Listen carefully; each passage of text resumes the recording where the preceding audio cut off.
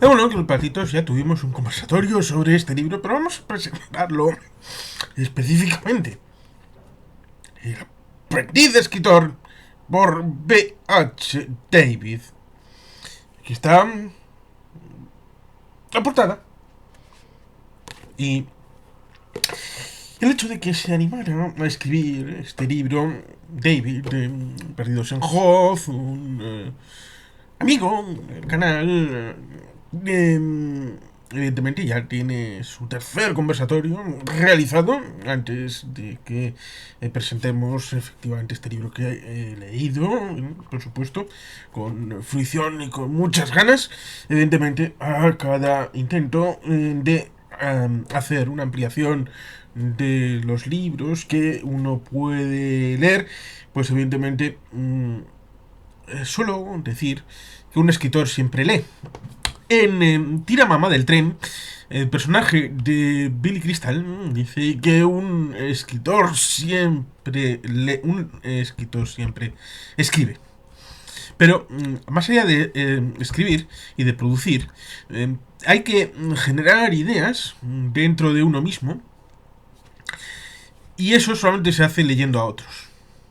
Lo mismo que un arquitecto, para poder tener ideas, debe de visitar un montón de edificios o de visualizarlos en imágenes para poder tener una idea respecto de las posibilidades amplias en el ámbito teórico y también en el práctico. Por eso es interesante las lecturas que pudo haber tenido David, ¿no? Porque habitualmente se suele tener la idea de que los escritores deben de ser auténticamente nobles en todos los sentidos, no solamente de ser primerizos, sino también novedosos, en hacer algo que nadie más haya hecho nunca. Lo cual evidentemente es algo impensable e increíble. A poco que uno piense, a uno que razone, tendrá décadas, cientos, miles de años, no solamente en un lugar en concreto, sino en muchos lugares de la Tierra, para tener unas historias muy amplias. Porque, tal y como suelo comentar alguna que otra vez, las historias, como diría Tyrion Lannister, las historias son muy poderosas. Es más poderoso que el oro, más poderoso que la plata, más poderoso que el plomo. Una historia que enraiza su realidad desde el momento en el que en las cuevas, al final de la jornada, en la época llamada prehistórica, en la época que supongo que está cerca o próxima al neolítico calcolítico, cuando empezó el tránsito desde la época de cazadores y recolectores a sedentarios, sedentarios de ir poco a poco asentándose en una zona en el que empezó a fluir la agricultura y la ganadería, un tránsito civilizatorio bastante importante.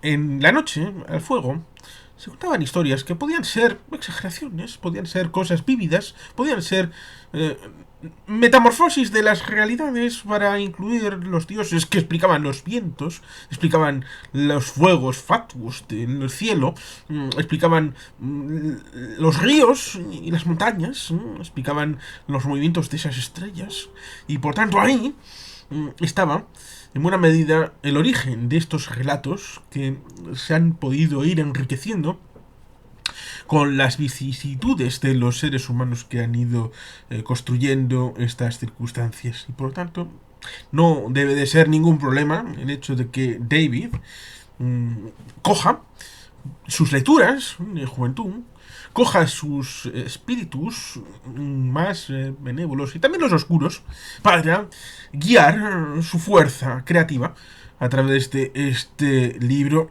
de unas 260 páginas y que parece que le ha costado su tiempo, su vocación a la hora de aportar un tema de escritura con este aprendiz de escritor, que yo creo que es un poquito metalenguaje referido a lo que la historia cuenta y lo que la historia nos cuenta a nosotros. Un poco, curiosamente, referido a lo que hemos podido ver incluso en Deadpool con Wolverine, ¿no? Pero también al inicio refiere a unas situaciones que pueden remitir a dos momentos históricos, como es la situación respecto de Aidan, después de la Primera Guerra Mundial y luego también la Segunda. Adiós Mr. Chips es una película que se ha rodado en varias veces, porque a veces hay reboots o reposiciones. Eh, y se refiere a un profesor británico que tiene que quedarse dando clases cuando se produce la guerra. Y bueno, pues hay películas referidas a la Primera y a la Segunda Guerra Mundial. Recordemos el caso de Houdini con Sir Arthur Conan Doyle, que en las zonas de los páramos como Passchendaele y otras batallas, Ypres, fueron objeto de dolor hasta el punto de que escritores surgieron de la Primera Guerra Mundial, estilo Tolkien, con aquella zona pantanosa que recuerda precisamente a estas escenas de la Primera Guerra Mundial y del señor director de la trilogía del Señor de los Anillos, el neozelandés Peter... ¿cómo era? ¿Por qué me sale ahora Peter Ustinov? Que no, que el señor Poirot no es... Peter Jackson. Peter Jackson. No es cuestión de los nombres. Pido disculpas. Pues Peter Jackson ahí transmitió bastante bien en La Ciénaga lo que era la visión que tenía Tolkien respecto de la situación de la Primera Guerra Mundial. Y por supuesto podríamos hablar de Sin Novedad en el Frente, Eric María Remarque y muchos otros que tuvieron ahí una situación bastante interesante, hasta el punto de que, como decía, Houdini y Sir Arthur Conan Doyle pues fueron dos caras de la moneda del tema del espiritismo, o cuando surgieron esas falsas fotografías respecto de las hadas en el Reino Unido. Pero era el momento propiciatorio, debido a que, como había habido tal mortandad, sobre todo teniendo en cuenta de que, esto lo hemos comentado alguna que otra vez en primer término, los soldados británicos se hacían por calles, por regimientos, y por lo tanto cuando caía toda una unidad, pues todo el barrio estaba de luto. Con lo cual el impacto fue profundo, fue doloroso, muy importante, porque evidentemente yo infiero el hecho de que el libro está residenciado en una zona de Inglaterra. También me recuerda pues cosas de La Bruja Novata, que remite también a esta situación, pero en la Segunda Guerra Mundial. Eh, eh, por tanto, ahí está bien interesante, porque seguro que el autor ya comentó estas referencias tan ricas a mundos muy diferentes que tiene el libro, porque, como dice la parte de atrás, y es algo que yo como émulo de aprendiz de escritor, mm, tengo para mí el hecho de, por un lado, las cosas más difíciles que uno puede recibir como escritor es que te digan, haz el título y haz la parte de atrás para la resumición, el tema del resumen de qué va tu libro. Claro, puedes hacer 300 páginas, pero no ser capaz de hacer dos parrafitos. O costarte mucho más. Aquí está el tema del aprendiz de escritor. Seguramente el libro también podría haberse llevado otros nombres. Recordemos también el hecho de que Star Wars se llamó Star Wars y luego se llamó Cuarto Episodio, La Nueva Esperanza, y luego tenemos el Imperio Contraataca, El Retorno del Jedi, y para la trilogía original, porque en principio podía haberse quedado solamente en una película, pero luego hubo que poner subtítulos, el tema de la Comunidad del Anillo, El Retorno del Rey, y en medio Las Dos Torres, para generar la trilogía del Señor de los Anillos. Aquí podríamos tener algo más o menos parecido, en donde tenemos El Aprendiz de Escritor, y podría ser el título, ya sea de la trilogía o de la saga, o el nombre de este capítulo, y luego haber un nombre de la saga de no sé qué, que podría darse la ocasión. La parte de atrás tenemos esta vocación de explicar al lector que Aidan acaba de llegar a su nuevo hogar, la mansión del señor Wilterford, Por algún motivo, el anciano está muy interesado en que el joven visite el jardín. El chico ni se imagina lo que el jardín esconde en sus dominios, todo el mundo de fantasía, en el que no faltará la aventura, la magia, la intriga y el peligro. El jardín puede ser un lugar maravilloso, pero también puede acabar con Aidan de formas que ni imagina. Podemos convertirnos en nuestra peor desesperanza. Bueno, pone en nuestro peor enemigo. Bueno, la esperanza y la desesperanza son dos caras de la misma moneda. A fin de cuentas, es cuestión de percepción. Y por eso el tema de la percepción es bien interesante. Eh, si tuviera que decir algo respecto de escribir o no escribir, es que primero es dificultoso el tema de las descripciones y darle una utilidad al tema de hacia dónde vamos. Es realmente complicado. Yo, sugerencia de un amigo, eh, que a pesar de que ya había explicado algunos de mis libros en algún momento, me dijo, haz una saga durante una semana de una hora explicando cada uno de los libros que está ahí disponible para quien quiera verlo. Pero es complicado porque cuando uno está en un mundo y tú eres el escritor que está relatando lo que ese mundo es para ti, lo que el mundo te ha transmitido, porque es una relación bastante curiosa la de los escritores con su obra y con los personajes que, entre comillas, creamos. Y es que, en cierta medida, tú sabes cuál es la historia. Y sería diferente si enchufaran un USB directamente al cerebro y este fluyera con las escrituras, es decir, con los personajes y con las letras directamente al procesador de texto. Quizás saldría a través de una inteligencia artificial que pudiera ordenar nuestra forma de concebir esa historia en concreto, transformándola en capítulos o en partes de una saga. Pero claro, lo que tú tienes en la cabeza, tienes que ordenarlo. Y después de ordenarlo, por muy rico que pueda ser un esquema, luego hay que darle cuerpo, porque un esquema puede ser frío. Y no eres un cronista como las tablillas sumerias, no. Aquí no estamos de poner números y intercambio comercial, no. Estamos hablando de personas que tienen intereses, gustos, que tienen vocaciones, tienen alma, que tiene que ser transmitida, tiene que ser creíble. Y por supuesto tienes que dar las herramientas para que la persona que no está en tu cabeza, que no está en tu mundo, se haga una composición de lugar y sepa dónde se comienza el trasunto de la historia y dónde se termina. Que por supuesto, no digo una sorpresa si es que continuará. Que habrá más, habrá otros libros de esta saga. Por lo menos, como mínimo, uno más. Nunca hay que ser demasiado exigente más de lo que el autor se pueda exigir a sí mismo. Por tanto, ahí tenemos ese comienzo en el que está el señor Wilterfur. Sí, Wilterfur.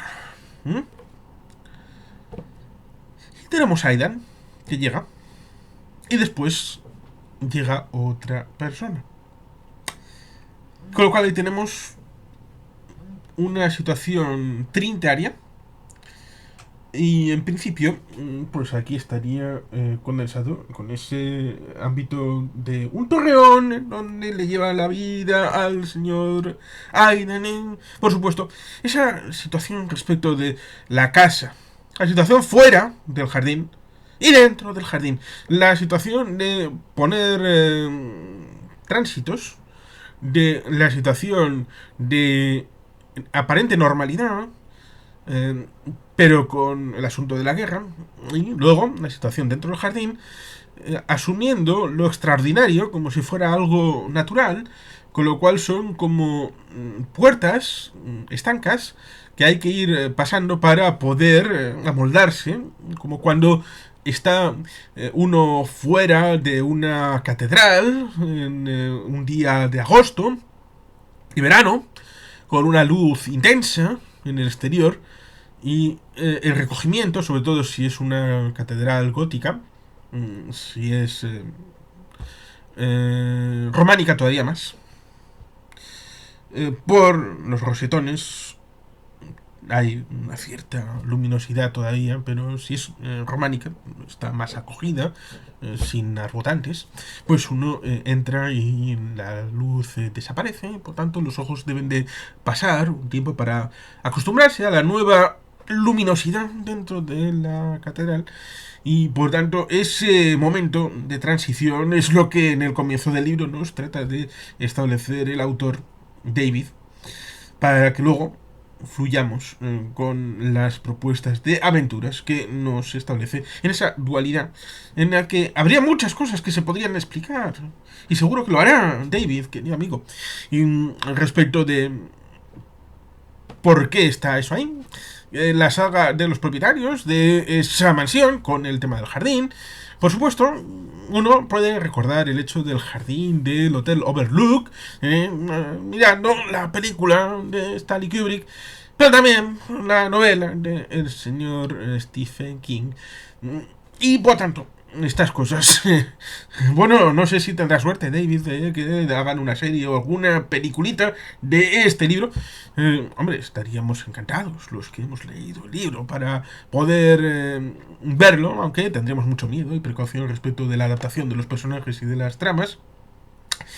Pero evidentemente ahí está el asunto del ingreso en el jardín, por qué está el jardín ahí, qué tramas existen, cómo se ha logrado el asunto y la relación con el tema de si es el aprendiz de escritor algo sobrevenido o, por supuesto, claro, es que puede ser que simplemente cuando nacemos y venimos a este mundo nadie nos explica prácticamente nada, por eso hay que ir a la escuela y nos enseñan determinadas cosas.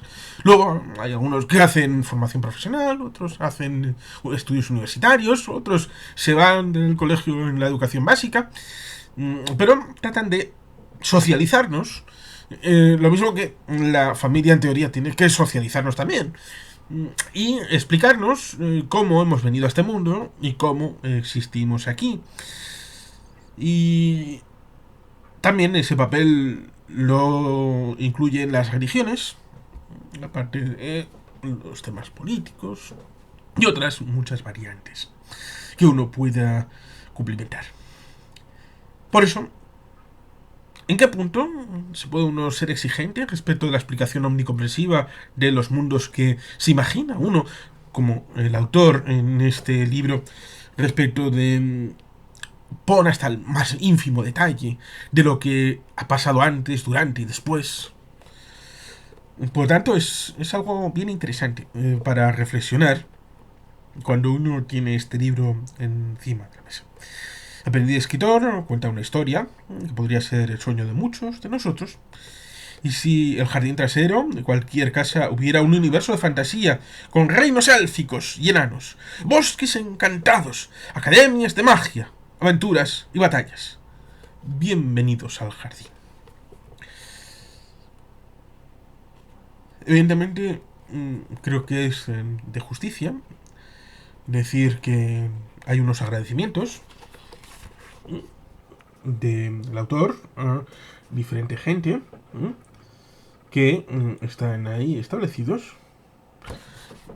que seguro que ha tenido su coste personal, laborioso, para establecer este texto en base al índice, que ahí está, con sus 19 capitulitos, más el prólogo, con lo cual son 20, como el siglo XX, el siglo de la Primera y la Segunda Guerra Mundial, que fue presentado con JJ en Perdidos en Hoz, y que luego hubo ese conversatorio en mi canal con el autor, y que, como digo, es un libro que tiene sus diferentes espacios para ir profundizando en este entremés de la historia, con esa relación con los diferentes universos que el autor ha ido cultivando en sus lecturas, Y como él mismo comentó en su charla con JJ, él, llegado un momento, quiere aportar.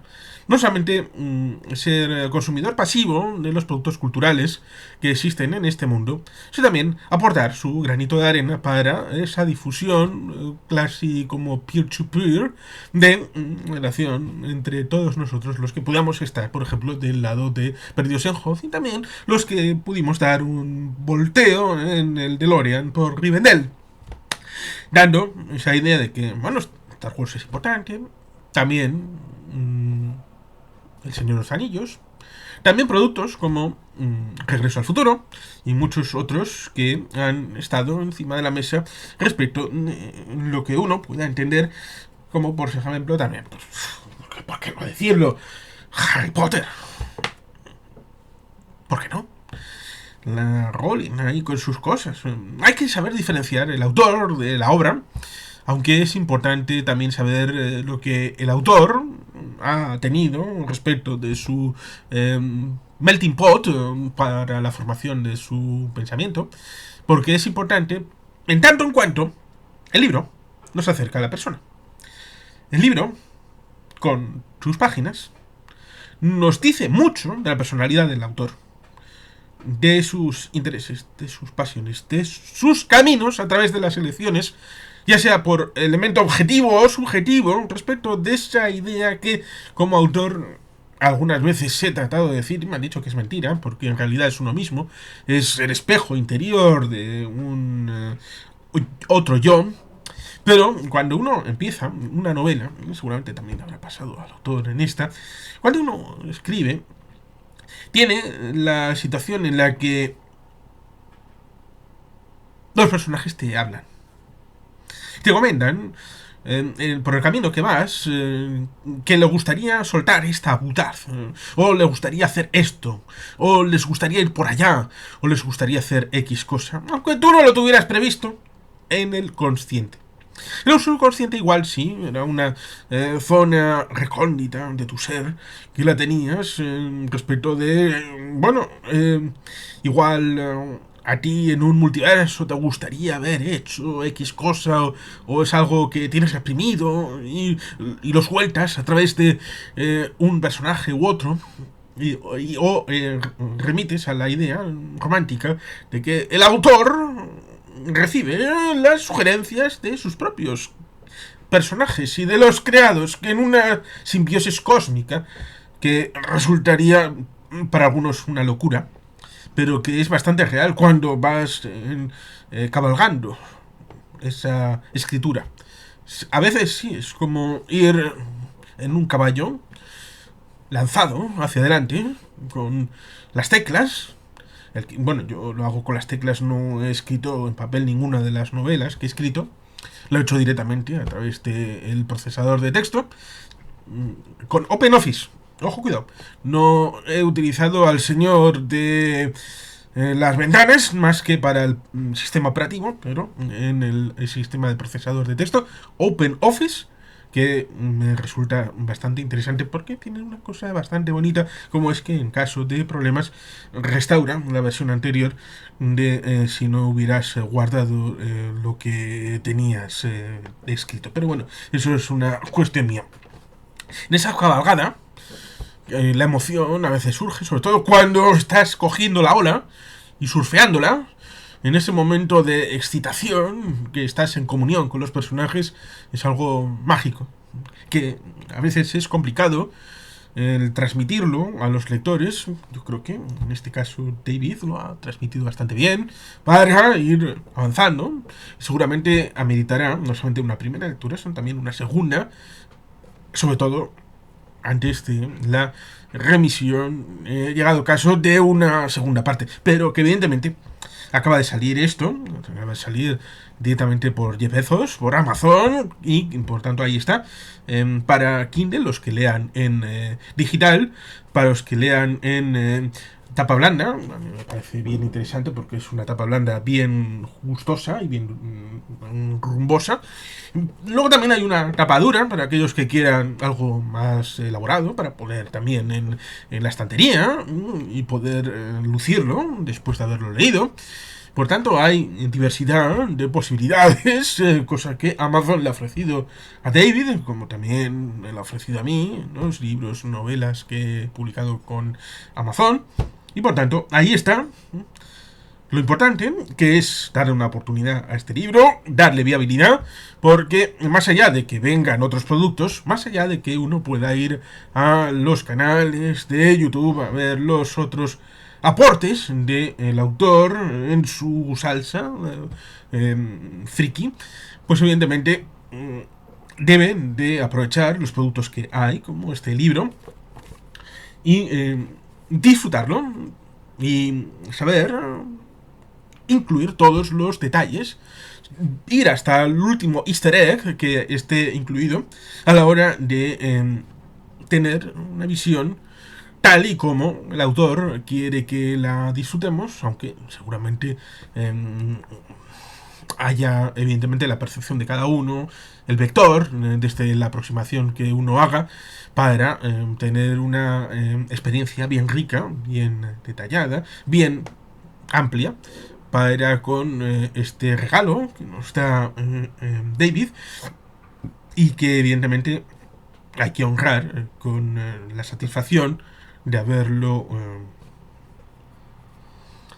deglutido, pero la palabra no sería deglutido, como uno cuando va a las angulas y al caviar, y sabe que evidentemente eso no es un plato de todos los días, y evidentemente hay que saber disfrutarlo, saborearlo, y para eso hay que buscarle todos los sabores, todos los olores, y eso es el desafío para los lectores, el de saber apreciar las diferentes capas de significación, la profundidad del jardín, porque uno puede quedarse simplemente en la postal inicial del jardín, y otros pueden entrar hasta la cocina y ver con ojos diferentes cuáles son los diferentes niveles que el libro ofrece. Bueno, creo que lo vamos a dejar aquí.